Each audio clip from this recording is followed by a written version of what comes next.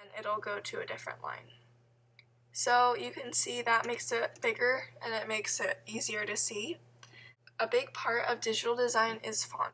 So to change your font, you're going to go back to the T, and then you're going to come over and you're going to click on that text. And you can see when that text is highlighted, or it's on the T, then you can change it. So to change your font, you want to highlight all your text, and you can go down, and I have a lot of fonts that I download off the internet, and you can choose any one that you want, and it'll change that. So I'll just keep it at that for now. So I'm learning Photoshop. That's how you change the fonts. So now let's talk about brushes. So you're going to click on the brush tool to draw a line, and you can see when you put it over your canvas, it says says that you can't, basically. You can't draw a line. It says you could not use the brush tool because no layers are selected. So that's basically why you can't do it, because none of your layers are selected. So push OK, and then you're going to go over and you click which layer you want the line to be drawn on. I usually like to draw my lines on the background, just so that it's easy, I guess. So click on layer 1 if you want to draw your line on your background, and then you're going to go down. Notice when you go over your canvas, it doesn't say X. So there's a lot of different brushes that come with your program. So you can go click on the arrow. There's tons of them. There's like all of these. There's a lot. I usually just use a simple rounded brush, so default, which is under the default, so just pick like whatever one. Then to adjust the size of your brush, so see, this is 13 pixel line, which is that big. So let's say maybe I want a broader line, so I'll change it to 61, and that's a much wider, broader line. So right now, and you can kind of tell when you adjust it, if you go up on the canvas, it'll show you what size the line is going to be. So for right now, I'm going to change it to about 11 pixels, or like 22. I want you to be able to see it. So you can draw a line. You notice maybe, okay, so let's draw a line. So when I draw a line, notice it's pretty hard to draw a straight line freehand. You can see that's obviously not straight. And there's a trick to drawing a straight line. So put your mouse where you want the line to start, and then push the shift button, and then click and draw your line. And that is how you draw a straight line. So let's say you want like polka dots or a dotted line. So when I first started Photoshop, I thought that you had to go to the shapes, click the circle tool, draw circles, and manually move them so that it was a straight line. Okay, so that was like probably the hardest thing I could have done. There is such a way that is so much easier to do that, to draw a dotted line or make a polka dot background. Let me show it to you. So you use the brush tool, and you're going to click on mode. Just kidding. You're going to click on brush settings, and when you do that, this whole menu of brush settings will pop up. So the one that I really want you can mess around with these. They do some cool effects, but to make a dotted line, you're going to go to spacing, and you can set the brush's spacing. When you adjust the spacing, you can see down here, it shows you how far apart the dots will be. And so I'll just do 160% apart. So I need to click on my background to draw it.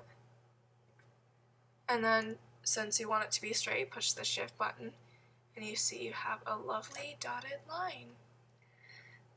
There's a lot of fun brush settings you can kind of mess around with. I've used the scatter before. It's kind of fun. It's almost like a paint splotch effect, kind of.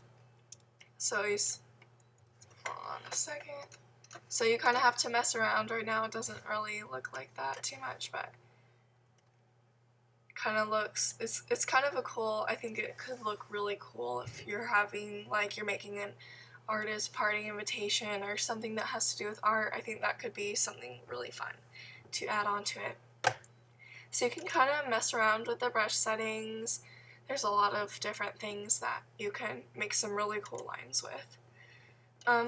So that is how you use the brush tool.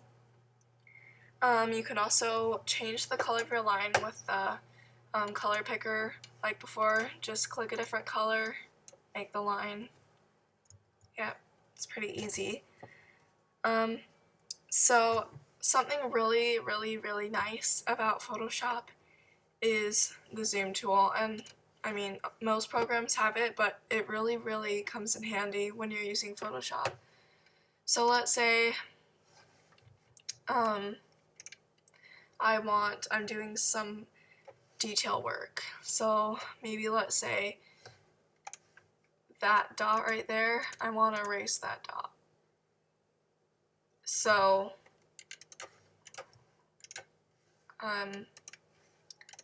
I can instead, you see when it's far away, it's kind of hard to get that exact dot. Not really, this is a bad example, but there are some things that it comes really in handy for. So instead of kind of having a hard time trying to find it, you can go to the magnifying glass, click on plus, and you can zoom in.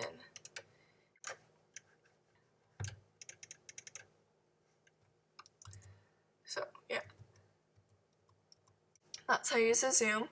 Eraser. So sometimes when I'm working with like really cursive fonts, maybe let me do an example. So I'll change this font to a really cursive one.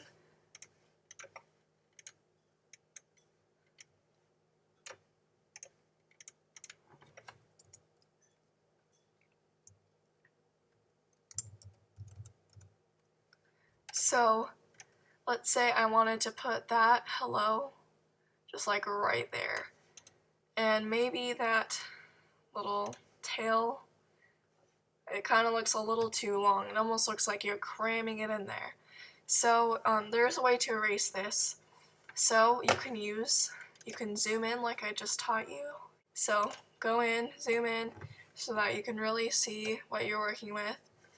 And when you're erasing, you want to make sure you've selected the object that you need to erase. So in this case, I want to erase part of the hello. So I'm going to click on the hello. Then I'm going to go over to the eraser tool, and I'm going to go over here, and I can just kind of, erase it. So since this is text, you can't erase text. It has to be simplified. The layer has to be simplified before you can erase it. So I'm just going to push OK, and then it'll simplify the text. When you simplify the text, it is no longer text, it is an object. So you cannot go back, and if you spelled something wrong, that's too bad because you can't change it. So now that I'm clicked on the hello, I can go and I can erase it. And since I'm clicked on the hello, it just erases the hello. It doesn't erase the dots because the dots are on the background and it doesn't erase the background.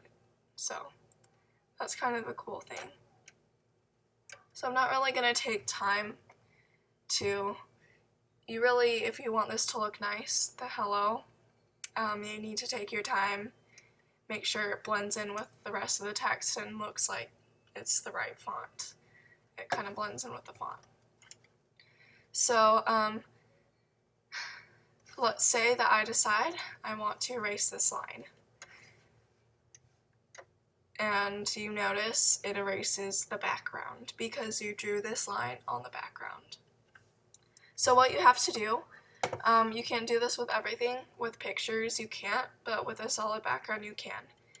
So you want to make sure the background is your foreground color, then go to the brush and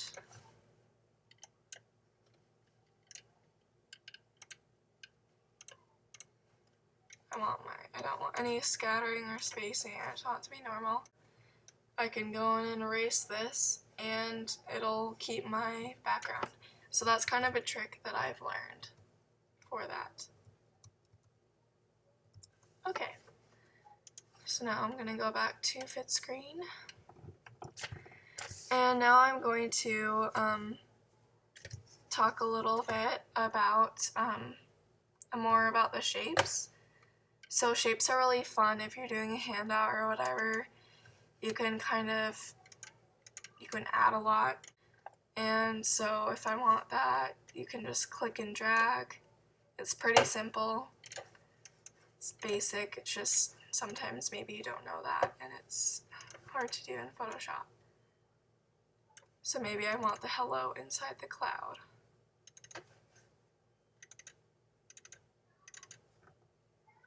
So it's not going to show up white, so I want to change it to the tan color.